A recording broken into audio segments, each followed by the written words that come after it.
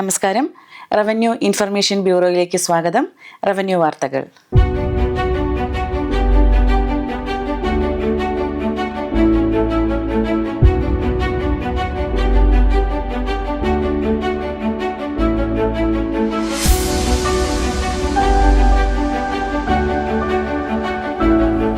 പ്രധാന വാർത്തകൾ.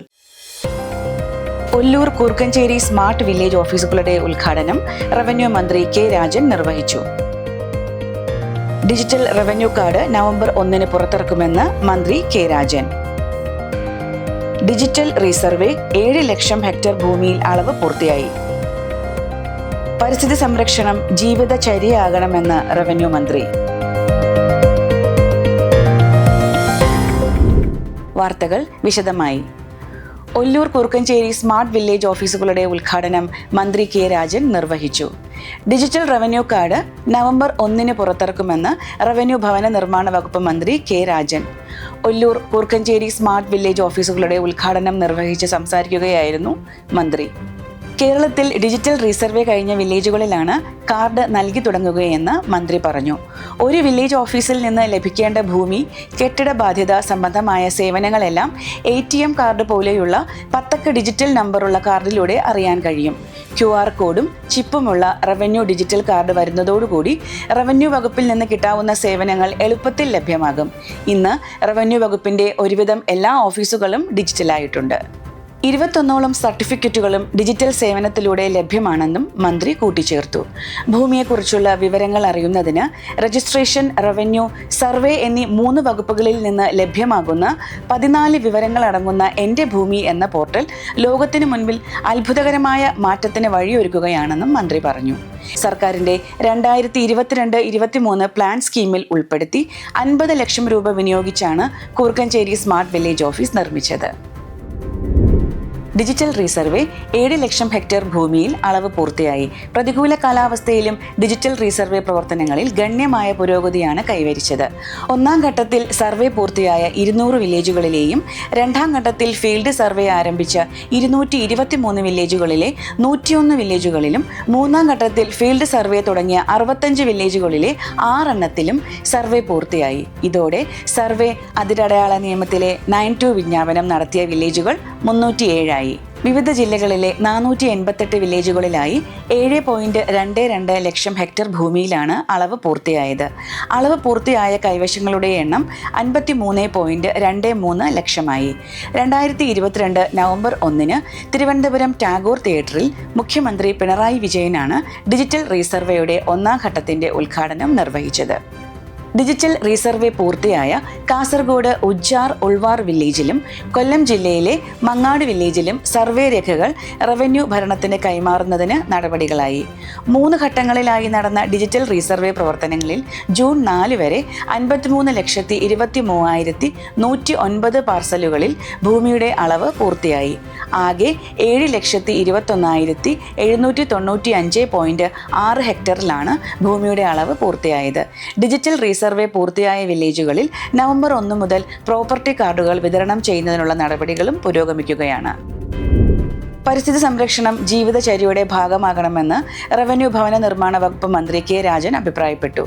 നദികളെയും നദീതട സംരക്ഷണത്തെക്കുറിച്ചും ദുരന്ത നിവാരണ പ്രവർത്തനങ്ങളെക്കുറിച്ചും ആധികാരികമായ പദ്ധതികൾ ആവിഷ്കരിച്ച് പ്രവർത്തിക്കുന്ന സ്ഥാപനം എന്ന നിലയിൽ ILDM-നും പരിസ്ഥിതി സൗഹൃദ നൂതന ഭവന നിർമ്മാണ രീതികൾ നടപ്പാക്കുന്ന നിർമ്മിതി കേന്ദ്രത്തിനും പരിസ്ഥിതി സംരക്ഷണ രംഗങ്ങളിൽ കൂടുതൽ ഉത്തരവാദിത്തങ്ങൾ നിർവഹിക്കാനുണ്ടെന്ന് മന്ത്രി പറഞ്ഞു. ലോക പരിസ്ഥിതി ദിനത്തോടനുബന്ധിച്ച് തിരുവനന്തപുരം PTP നഗറിൽ ILDM ക്യാമ്പസിലും സംസ്ഥാന നിർമ്മിതി ആസ്ഥാനത്തും നടന്ന പരിസ്ഥിതി ദിനാഘോഷ പരിപാടികളിൽ സംസാരിക്കുകയായിരുന്നു മന്ത്രി.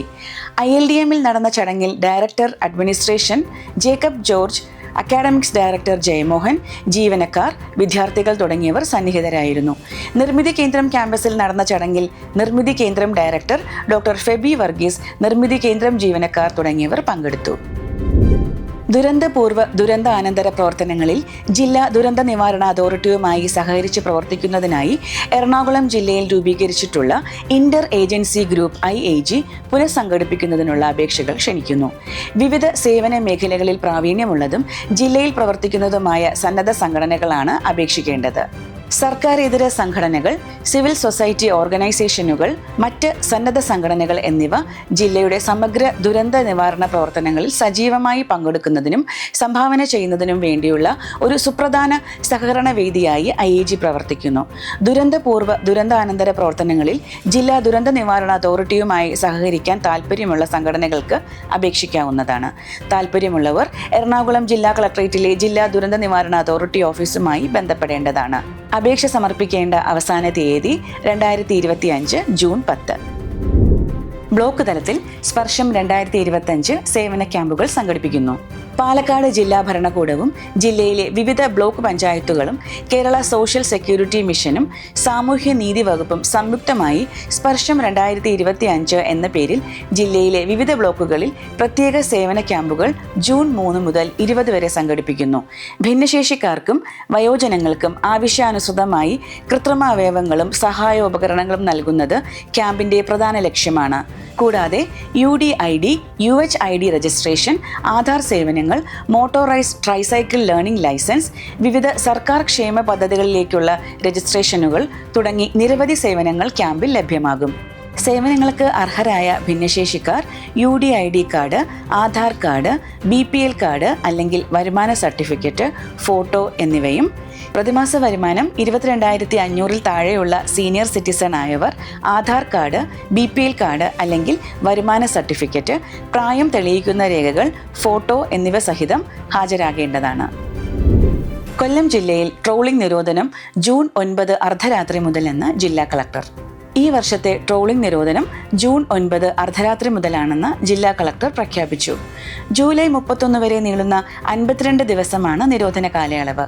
മത്സ്യസമ്പത്ത് നിലനിർത്തുന്നതിന് നടപ്പിലാക്കുന്ന നിരോധനത്തോട് ബന്ധപ്പെട്ട എല്ലാവരും പൂർണ്ണമായി സഹകരിക്കണമെന്ന് നിർദ്ദേശിച്ചു. നിരോധന കാലയളവിലെ ക്രമസമാധാന പാലനം ഉൾപ്പെടെ നിയന്ത്രണങ്ങൾ നിർവഹിക്കുന്നതിന് സബ് കളക്ടറെയും നിയോഗിച്ചു. ഇതോടെ ഈ വാർത്താ ബുള്ളറ്റിൻ പൂർണ്ണമാകുന്നു.